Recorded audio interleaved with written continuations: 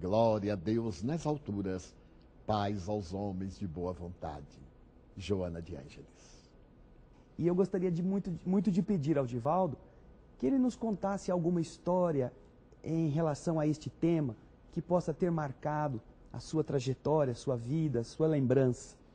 Uma das lembranças mais belas que eu tenho e que evoca o Natal aconteceu comigo na cidade de Pedro Leopoldo, no ano de 1956, quando ali residia o venerando médium Francisco Cândido Xavier. Ele nos havia convidado para visitar um lugarejo próximo de nome Alapinha, onde estavam duas mulheres que se caracterizavam pelos sofrimentos, Lia e Conceição. Uma delas era nonagenária, a outra era mais ou menos sexagenária. Nós fomos visitá-las e eu tive a grande surpresa naquele mês de junho muito frio de vê-las em tanta aflição numa casa modestíssima que Chico Xavier mantinha com a sua irmã Luísa. Curiosamente ele me disse, era o sábado, meu filho, em a noite de ontem, elas me apareceram desdobradas e disseram que estavam com fome. Então, normalmente eu vou com Luísa para levar-lhes alimento. Estavam presentes alguns companheiros da cidade de São Paulo. O doutor Francisco, que era, na época, um dos diretores do Banco do Estado de São Paulo. E então, com sua esposa, Dona Lúcia, sua cunhada, nós fomos até lá.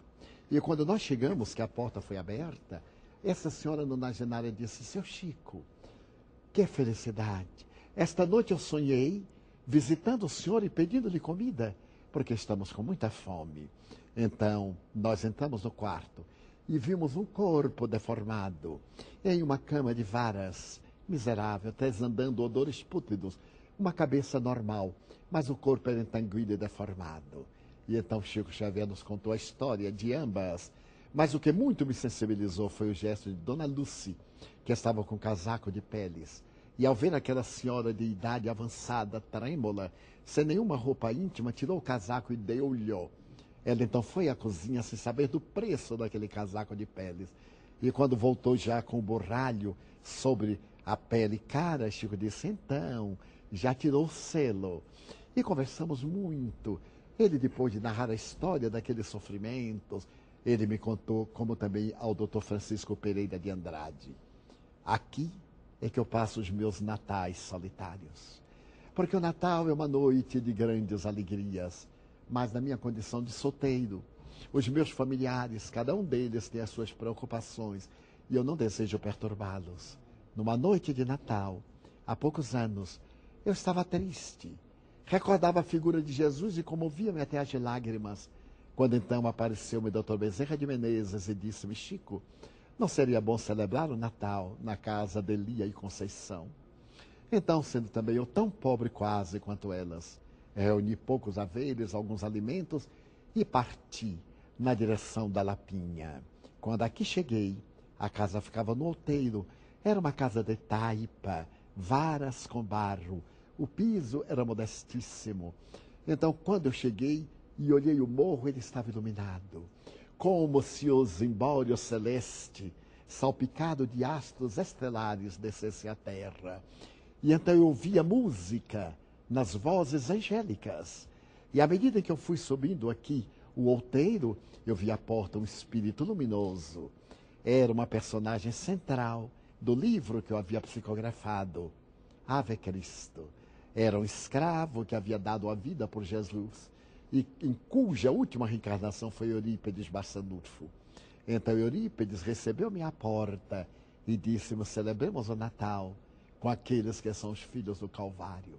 Adentrei-me e nunca havia experimentado emoções tão grandes e tão variadas como aqui, com a presença de entidades nobres. Isto porque essas duas senhoras, a avó e a neta, haviam sido personagens da corte de Felipe de Espanha, em oportunidade própria, e contribuído de maneira tenebrosa em favor da Inquisição, para poder adquirir uma grande fortuna.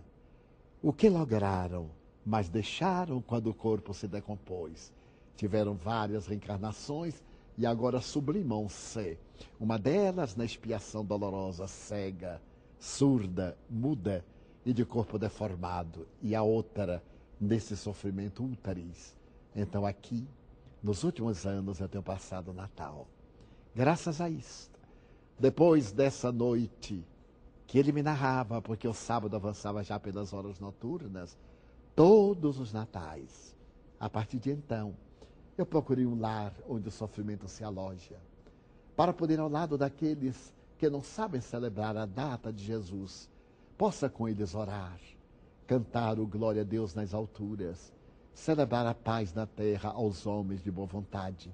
E dessa maneira, não olvidar nunca que é necessário Jesus nascer em nosso coração, na lapa interna, nessa manjedoura em que nós nos devemos constituir, para que depois ele fale pela nossa boca, haja pelas nossas mãos, caminhe pelos nossos pés, porque isto é verdadeiramente o Natal. Como será o Natal na Mansão do Caminho, Divaldo? Nós procuramos estabelecer que o Natal na Mansão do Caminho seja muito íntimo, muito simples. Nós evitamos que os nossos confrades venham ter conosco, porque o Natal é o dia da família. Eles devem celebrar em casa e nós reunimos os nossos filhos adotivos, os nossos colaboradores e entoamos o hino da solidariedade, através da prece, de uma alimentação modesta, não uma alimentação que seja extravagante, porque tudo aquilo que nós íamos gastar numa festa para nós, transformamos em alimentos para aqueles que nunca têm uma oportunidade de uma refeição mais especial. E antes do Natal, nós distribuímos a 5.000 famílias tudo o que conseguimos reunir, proporcionando-lhes uma noite especial para poder celebrar o aniversário daquele que para nós é a vida. São quantos filhos adotivos, Divaldo? São 684. Já imaginaram reunir 684 filhos, noras, netos, não é, Divaldo? Bisnetos, já temos 40 bisnetos. Então fazemos a celebração à sombra das nossas árvores iluminadas, com as pequeninas lâmpadas tão evocativas de festas.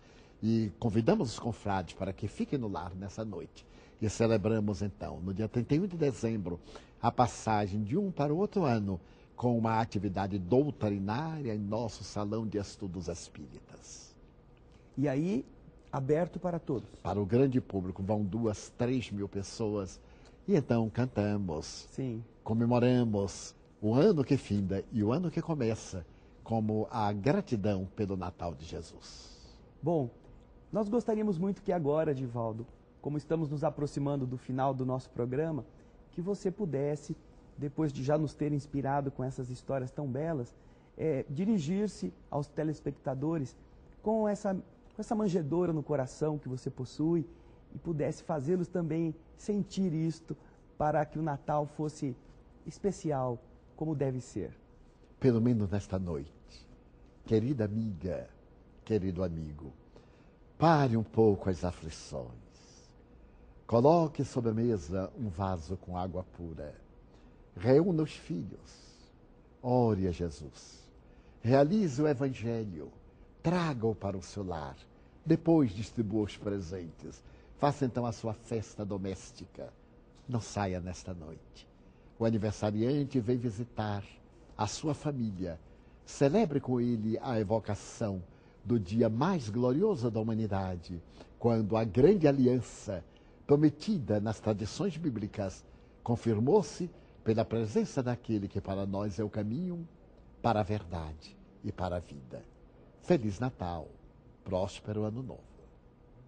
Nós agradecemos a sua companhia e também com o coração nas palavras desejamos que você nunca se esqueça que nos planos divinos você também vai ser um Jesus. Você também estará enfrentando as dificuldades que você nem imagina, mas que elas estão te preparando para amar nesta condição. Que este Natal represente exatamente esta identidade sua com o Divino Mestre.